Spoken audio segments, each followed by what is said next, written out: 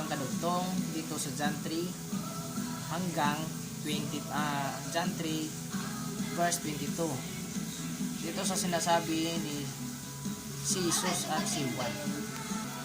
So, ito na nga sa John 3 verse 22, si Jesus at si Juan. Dito na tayo kay Jesus at saka kay Juan.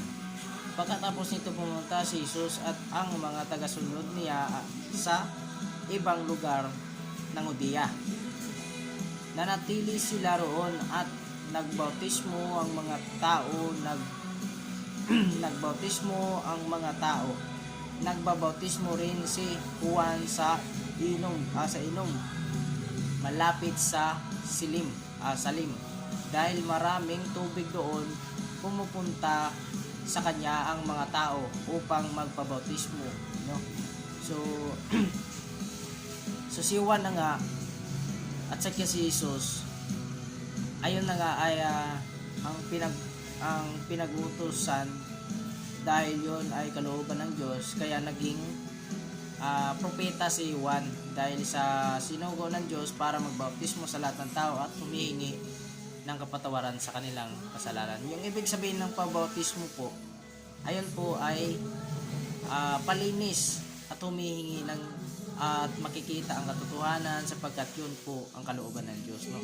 Ang ibig sabihin ng pagbautismo, ang sabi ng Diyos, humihingi ka ng tawad bago ka magpabautismo at magpapakita ka ng katotohanan sa iyong paghihingi ng tawad sa iyong nagawang kasalanan. Para hindi napapabautismo ka lang pero hindi mo naman binago yung sarili mo, hindi ka naman humihingi ng tawad. So paano yan? So ang Diyos nang bahala dyan.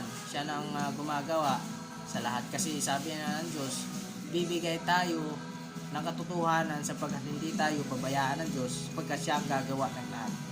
Siya ang magbibigay buhay at siya nagbibigay himala. So ibig sabihin sa lahat ng sinasabi natin, sa lahat ng tao na nanonood, ito po ay walang level po itong sinasabi namin bilang Kristiyano, bilang mananampalataya at bilang magbibigay bahagi sa lahat ng katotohanan dito sa ating Bible, no? Sa ating banal na Bible, yung pinagawa ng ating Diyos. So ang sabi nga ng yung Panginoon, kung ikaw may tagalingkod at ikaw may naglilingkod sa ating Diyos, so iisa lang ang ating gustong maranasan at may pakita sa lahat, yung katotohanan. At dapat tayo'y nagpapatotoo at tayo'y nagbibigay ng totoo. Kung tayo nagbibigay ng totoo tapos tayo naman hindi totoo, wala pa rin saysay ang ating tinuturo, no? Kasi tayo ay hindi totoo, yung tinuturo natin ay totoo. Binabahagi na nga natin yung lahat ng totoo, pero yung sa atin, yung kalooban natin bilang magtuturo ay kulang sa pananampalataya at tiwala sa Diyos, no? Kaya mahirap kahit ikay nagbabahagi ng salita ng Diyos at parang may sumasakal sa iyo. Kasi alam ng demonyo, ayaw ng demonyo ng katotohanan eh. Ayaw ni Satanas ng katotohanan. Gusto niya puro kasinungalingan. Kaya ang ginagawa ni Satanas, pag ikaw ay nagagawa ng kamabutihan galing sa Diyos, ay sasakalin ka, bibigyan ka ng karamdaman para ikay ay hindi makapagpatuloy. Yun ay kagawa ng demonyo, gagawa ng demonyo para dyan. So hanggat maaari, wag po tayo susuko kasi ang demonyo ay hindi po talaga yan para dito sa mundo, kundi para doon sa impyerno.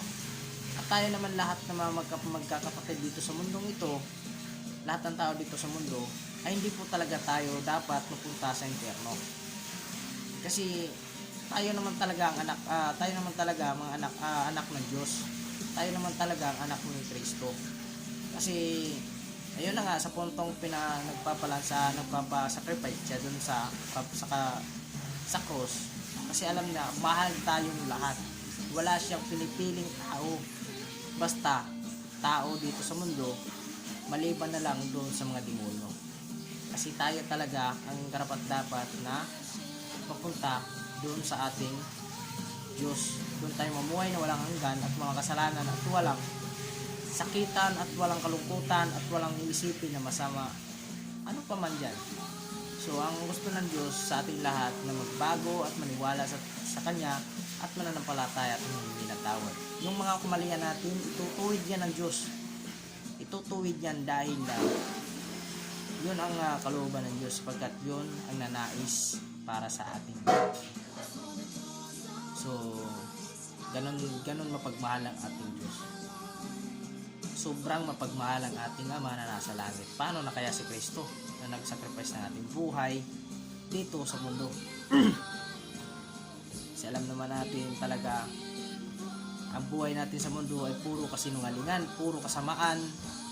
Lahat na nandito sa mundo ay sinumpa ng Diyos sa lahat ng pagkakasala ng bilang tao. Yan po ay si Eva at saka si Adan. Tentasyon po na Satanas yun, kaya yun nangyari. So hanggat nabubuhay tayo, manungkulan tayo sa Diyos ng may kabanalan. So kung ano man yung gawa natin na kasalanan sapagkat Kristiyano tayo, manunungkulan sa Diyos, magkakasala pa rin tayo. Hindi tayo perfecto para sabihin natin na ganun. Kasi ang perfecto lang tayo, ang Diyos lang. Siya lang talaga ang perfecto sa lahat.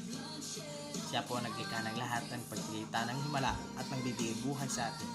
Wala na po ito. So, mga kapatid, ipapasalamat ako sa inyo dahil hanggat ngayon nananalig pa rin ang kabutihan at pagpaniniwala niyo sa ating Diyos, sa ating tagapagligtas. So nagpapasalamat ako sa inyo dahil nandyan kayo. Hanggat kayo hindi kayo sumusuko, hindi pa rin ang lahat ay susuko para sa kaligtasan ng lahat. Ito po ay para sa lahat, hindi po ito para sa isa lamang. Para po ito sa lahat ng parang maligtas at hindi mapaparusahan ng kamatayan at parang kataang buhay mo ay may tatawid doon sa buhay na walang hanggan. So hanggat dito na lang mga kapatid, sana may naunawaan kayo sa aking mga sinasabi at may kung may itatanong kayo, pwede naman mag-comment kayo sa comment section at kundi chat nyo ako sa Facebook page ko para may share natin yung sabi ninyo, no?